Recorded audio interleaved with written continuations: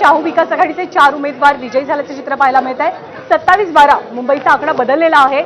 भाजप आणि शिवसेनेची युती ही 27 जागांवरती आघाडीवरती आहे। तर भिवंडीमध्ये आतापर्यंत काय चित्र दिसलंय? 2 जागा भाजपच्या आधीच बिनविरोध निवडून आलेल्या होत्या, पण भिवंडी निजामपूर महानगरपालिकेचं चित्र काय ते सुद्धा आपण पाहतोय। भाजपची 9 जागांवरती आघाडी, यापैकी 2 जागांवरती आधीच भाजप बिनविरोध निवडून आलेला आहे। इतरांना अजूनही अकाउंट ओपन नाही करता आले ना, मात्र धुळ्यामधली अपडेट घेऊया। भाजप 9, शिवसेना 2 जागी आघाडीवर, त्यामुळे वेगवेगळ्या ठिकाणचे कल येत आहेत। सोलापूर भाजप 22, शिवसेना 3, काँग्रेस 2, तर तिकडे मुंबई प्रभाग क्रमांक 135 भाजपचे नवनाथ बन आघाडीवर। मुंबईतली अपडेट 134 मध्ये एमआयएमच्या उमेदवाराने घेतली आघाडी, मेहजबीन खान एमआयएमच्या मेहजबीन खान आघाडीवर, तर 135 मध्ये भाजप आघाडीवर। सध्या आपण जर का सगळ्या महानगरपालिकांचा एकत्रित आढावा घेतला तर भाजपची आघाडी ही जवळपास प्रत्येक महानगरपालिकेमध्ये वसई विरार वगळता आपल्याला पाहायला मिळते, कारण तिथे बहुजन विकास आघाडी आघाडीवर आहे। आणि तू मगाशी उल्लेख केलास की मनसे त्यांच्यासोबत आहे, पण मनसे त्यांच्या चिन्हावर, शिट्टीच्या चिन्हावरतीच निवडणूक लढवते।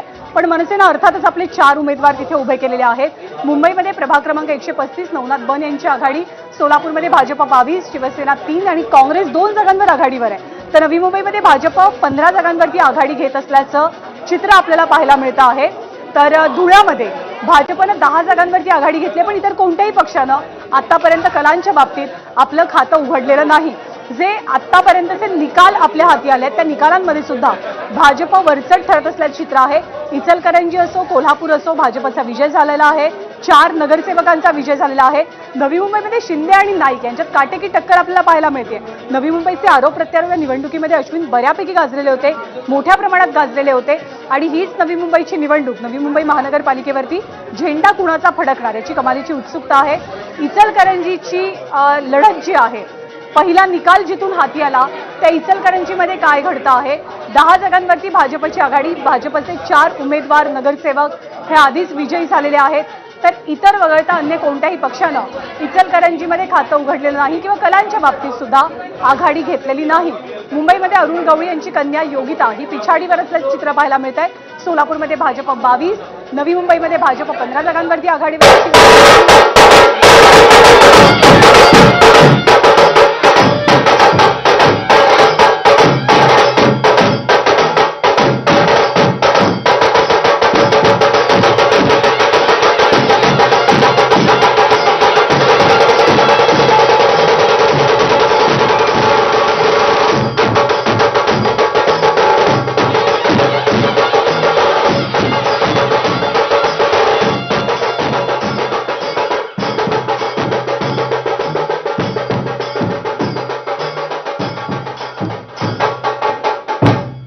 हे ढोलताशे भिवंडीसाठी वाजलेले आहेत। प्रभाग क्रमांक 17 मधनं भाजपचे 3 उमेदवार विजयी झालेले आहेत। मुंबई वगळता सगळ्या ठिकाणी ही प्रभाग पद्धतीची निवडणूक आपल्याला पाहायला मिळाली। 28 महानगरपालिकांमध्ये भिवंडीच्या प्रभाग क्रमांक 17 मधनं भाजपचं पॅनल विजयी झालेलं आहे। 3 उमेदवारांना विजय मिळतोय। तर मीरा भाईंदरमध्ये तासाभरानंतर मतमोजणीला सुरुवात झाली आहे, त्यामुळे यावेळेला अगदीच दीड तासामध्ये आकडे समोर येतील असं चित्र पाहायला मिळत नाही। नवी मुंबईमध्ये शिंदे आणि नाईक यांच्यात काटेकी टक्कर पाहायला मिळते। शाब्दिक युद्ध मोठ्या प्रमाणात रंगलं, पण मतांच्या युद्धामध्ये कोण जिंकणार हे पाहावं लागेल। अकोल्यामध्ये ईव्हीएम मध्ये काहीसा तांत्रिक बिघाड झालेला आहे आणि त्यामुळे अकोल्याची मतमोजणी सुद्धा संथ गतीनं सुरू आहे। भिवंडी निजामपूर महानगरपालिका भाजप 9, पण इतर कोणत्याही पक्षानं आपलं खातं उघडलेलं नाही।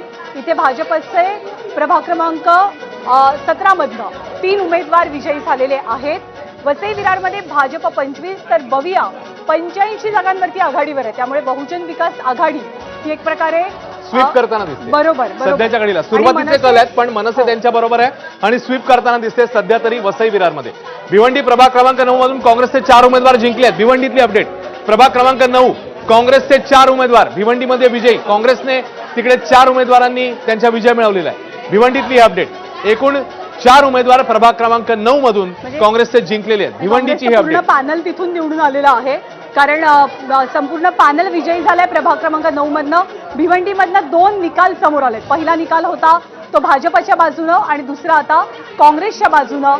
कोल्हापूरमध्ये सुद्धा भाजप आणि काँग्रेस यांच्यामध्ये तुल्यबळ लढत आपल्याला पाहायला मिळते।